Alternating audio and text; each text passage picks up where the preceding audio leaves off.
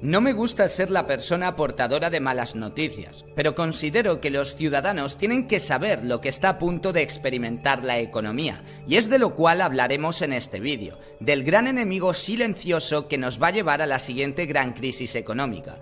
Actualmente estamos en medio de una situación sin precedentes a nivel económico. El parón es histórico, la industria manufacturera se está desacelerando, los negocios están cerrando y el desempleo está por las nubes. Pero hay otro problema económico enorme que está al acecho, uno que no hemos experimentado desde hace casi un siglo, un problema que ha causado que algunas de las economías más grandes de la historia sucumbieran. Muy poca gente ha escuchado acerca de esta situación, pero sin duda es el enemigo real de la economía en estos momentos, y conocer de su existencia puede prepararte para salir victorioso de la siguiente crisis. Para que comprendas de qué se trata, tenemos que definir el papel del dinero en la sociedad. En la actualidad, el comprar cualquier bien de primera necesidad es tan simple como acudir a cualquier tienda o centro comercial, donde encontrarás la mayoría de las cosas que necesitas, pagarás con tu tarjeta de crédito o débito y ya está, todo bien sencillo. Pero hace miles de años, si querías comprar algo como maíz o levadura, tenías que dar algo a cambio, como por ejemplo ganado. A esto se le conocía como trueque, y es así como se movía la economía antes de la invención de la moneda. Lo malo era que el sistema de trueque tenía un gran problema. ¿Qué pasa si la persona que tiene el maíz no quería intercambiártelo por ganado? Aunque en la mayoría de los casos X cantidad de maíz o grano tenía su equivalencia en cabezas de ganado, si el poseedor del grano no tenía interés en intercambiar por ganado, sencillamente la transacción no se podía hacer efectiva. Por esto mismo, las grandes civilizaciones antiguas como Babilonia, China, India o Egipto tuvieron una astuta ocurrencia, una que perduró hasta la actualidad, y este fue el nacimiento de la moneda. En sus orígenes fueron hechas de arcilla. Estas monedas podían ser usadas en las bodegas y comercios y ser intercambiadas por X cantidad de productos, acabando así con el trueque. Pero con la invención de la moneda también apareció una nueva clase de crisis que el mundo tampoco había experimentado antes. En el siglo III después de Cristo, el Imperio Romano tenía uno de los sistemas bancarios más avanzados del mundo y dependían extremadamente de su moneda. Pero durante esta época, un problema que es muy familiar hoy en día acabaría destruyendo su sistema financiero.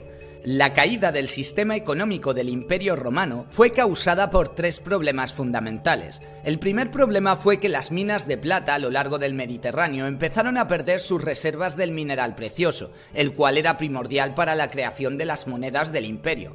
El segundo factor fue la desaceleración del crecimiento económico a lo largo de varias décadas. Y el tercer factor, y más importante, fue que los romanos empezaron a producir más monedas para ayudar a contrarrestar las malas finanzas del Estado, y con esta sobreproducción su moneda empezó a devaluarse, por lo cual en el año 284 después de Cristo el Imperio Romano experimentó el primer episodio registrado de hiperinflación de la historia. Esta hiperinflación causó una gran devaluación en la moneda romana e incrementó el precio de todos los bienes, los cuales subían de precio casi a diario, lo que tuvo como consecuencia que una gran parte de la clase media pasara a ser pobre.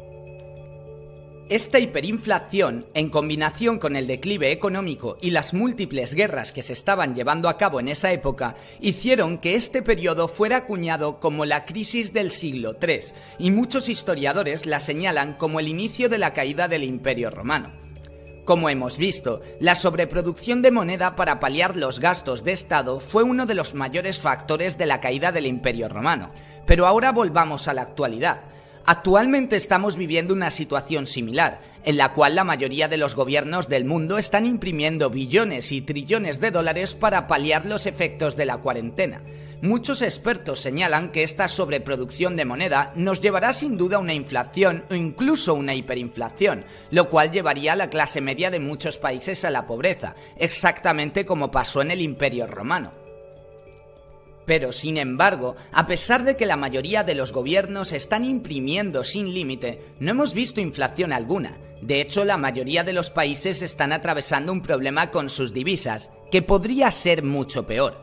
En los años 30, durante la parte más cruda de la Gran Depresión, la mayoría de la gente esperaba ver una inflación muy elevada o incluso hiperinflación, lo cual suele ocurrir durante las crisis económicas. Pero lo que pasó realmente fue completamente lo contrario. Durante la Gran Depresión, la economía experimentó lo que llamamos deflación. La Gran Depresión causó una crisis tan fuerte que la demanda de efectivo excedió drásticamente la capacidad del gobierno para aumentar la oferta monetaria. Esto llevó el valor del dólar a incrementar un 10% anual durante 3 años consecutivos. A simple vista esto parece genial, el valor de tu moneda aumenta, es decir, el poder de compra del dinero incrementa durante la deflación, eso parece bueno. Pero entonces, ¿cómo podría ser esto negativo? Esta es la explicación. La deflación incrementa el valor de todo lo que rodea a las divisas, como ya hemos mencionado. El efecto positivo es que la moneda tiene más poder de compra, pero también aumenta el valor real de la deuda. La deuda hoy en día está en máximos históricos, tanto la deuda de las empresas como la de las personas y gobiernos alrededor del mundo. Tan solo en los 2 últimos meses los gobiernos han aumentado en 17 trillones de dólares la deuda, y esta deuda está incrementando a un ritmo del más del 1000% respecto a la velocidad habitual. Esto significa que cualquier deudor, sean los gobiernos que están en riesgo de impago de su deuda, empresas y negocios que estén a pocos meses de no poder pagar a sus proveedores, o sea cualquier persona que esté atrasada en los pagos de su hipoteca, tarjeta de crédito o préstamo estudiantil, tendrán una mayor carga en su deuda debido a la deflación. Y ya estamos viendo cómo a nivel mundial estamos llegando a máximos históricos en cuanto a esta carga de la deuda se refiere, la cual está siendo amplificada por la deflación que empezó apenas hace un par de meses. Por ejemplo, economías tan grandes como la de Estados Unidos, Reino Unido o la Unión Europea podrían entrar en deflación en las siguientes 3 o 4 semanas. Grandes países como China o Brasil podrían entrar en deflación en los próximos meses, y países como Japón, Corea del Sur o Canadá han entrado ya en un estado de deflación, y esto podría ser muy malo para ellos, en especial para Japón y Canadá. Japón es el país más endeudado del mundo con relación a su Producto Interno Bruto, y Ontario, que es la provincia más grande de Canadá, es la región subsoberana más endeudada del mundo. De hecho, si Ontario fuera un país, estaría en el número 28 en cuanto a deuda se refiere, por delante de países como Sudáfrica, Arabia Saudí, Argentina o Irlanda.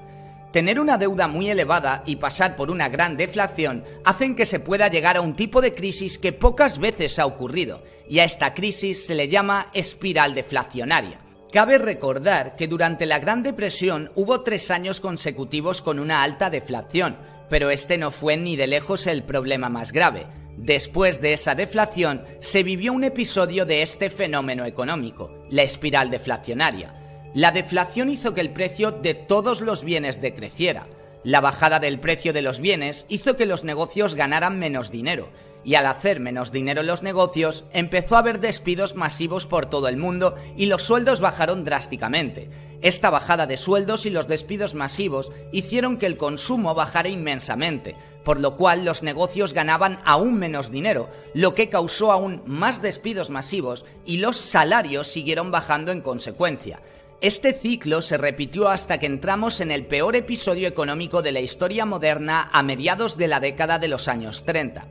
Así que esta espiral deflacionaria que ocurrió en la Gran Depresión hizo que los efectos de la crisis fueran mucho más profundos y dañinos, y eso es lo que posiblemente ocurra durante la crisis que está por venir. Actualmente, los niveles de deflación de las principales monedas del mundo son relativamente estables, pero estos niveles han ido en aumento durante varios meses, y si los niveles siguen incrementando durante otros 3 o 6 meses, podríamos ver cómo muchos países entran en esta espiral deflacionaria, igual o peor a la que se vivió durante la Gran Depresión.